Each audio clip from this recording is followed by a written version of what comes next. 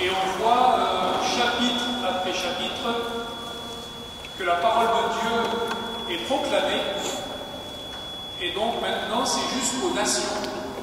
Donc ceux qui n'étaient pas dans le cercle juif habituel, et toutes ces nations qui sont ouvertes à la prédication des apôtres.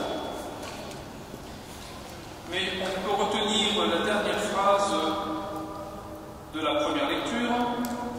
Les apôtres rapportèrent tout ce que Dieu avait fait avec eux et comment Dieu avait ouvert aux nations la porte de la foi. On nous dit là que les apôtres collaborent à ce que Dieu fait. Ils rapportèrent tout ce que Dieu avait fait avec eux et comment ils avaient ouvert aux nations les portes de la foi. Donc ça c'est très réjouissant et très reposant. Nous collaborons à une mission divine dans nos diverses missions et vocations. Chacun a sa place dans l'Église qui est différente, chacun a sa santé, son âge, son expérience, ses talents, ses charismes.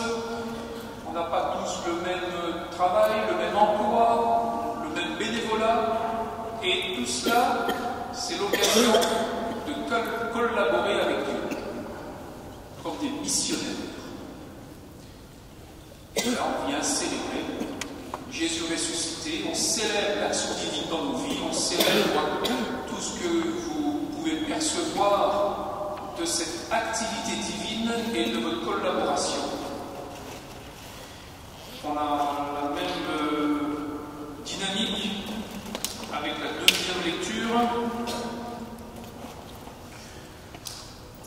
Voici que je fais toutes choses nouvelles. Donc il y a bien une action divine.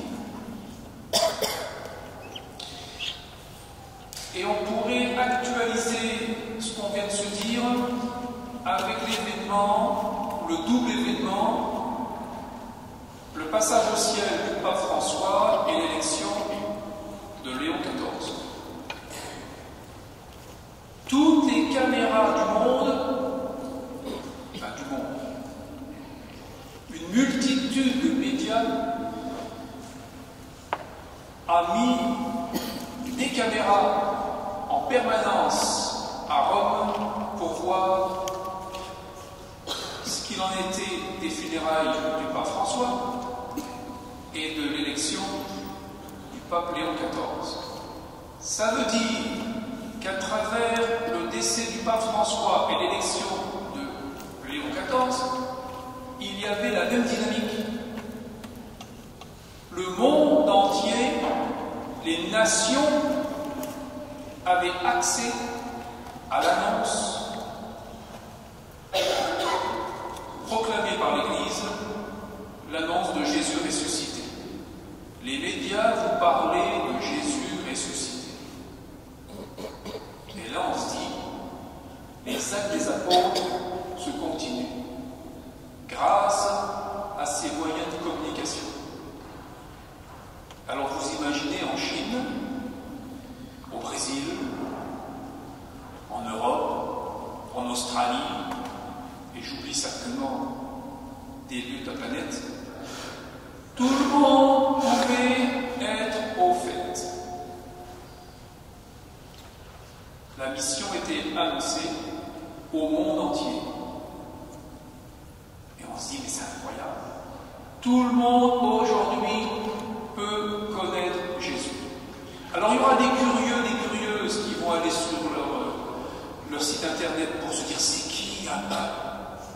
qui est ce Jésus dont il parle? Vous imaginez une personne athée qui n'a jamais entendu parler de Jésus, une personne bouddhiste, hindoue, sikh, musulmane, peu importe sa spiritualité, ont dû aller voir sur internet, mais de quoi il parle? Jésus ressuscité, c'est qui?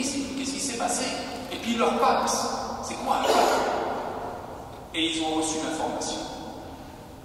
Comment Dieu utilise, entre guillemets, toutes ces médiations pour cette phrase se réalise encore dans notre génération. Voici que je fais toutes choses nouvelles, et les apôtres rapportèrent tout ce que Dieu avait fait avec eux, et comment il avait ouvert aux nations la porte de la foi. Il n'y a pas besoin d'aller en Chine. Maintenant, enfin, on peut y aller, il y a des missionnaires qui y vont. Mais même en étant ici, si vous mettez sur votre site internet toute votre louange, ben le monde entier peut y participer. D'où le nom de votre groupe ou association, Christ vivant. C'est génial. Vous êtes les apôtres d'aujourd'hui, et puis grâce à votre mission, le monde entier, par votre site, va dire « Ah, le Christ est vivant, ils en ont même parlé à Paris !» Pour le peu qu'ils viennent tous ici, ça va être trop petit. On va louer le Stade de France.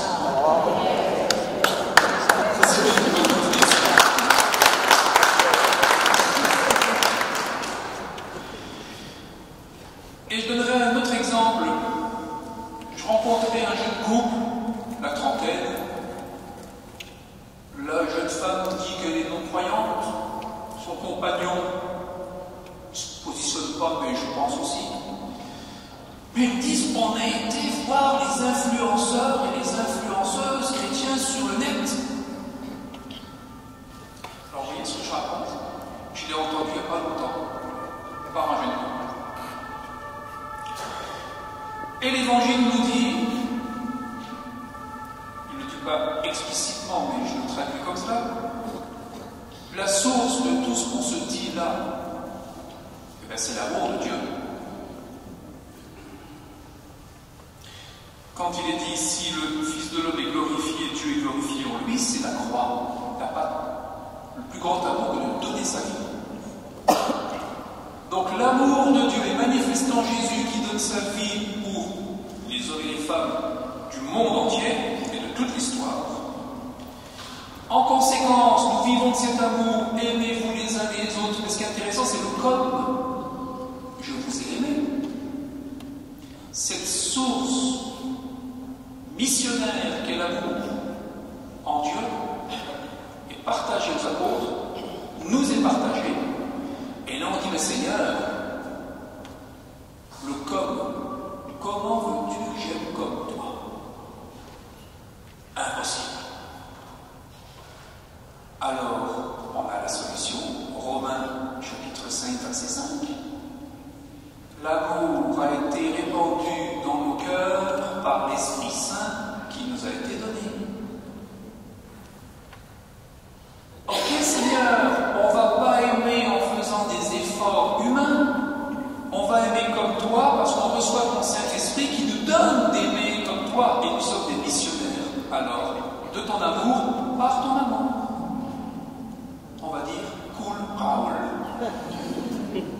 À l'aise, Blaise. Relax, Max. Tranquille, Mimile.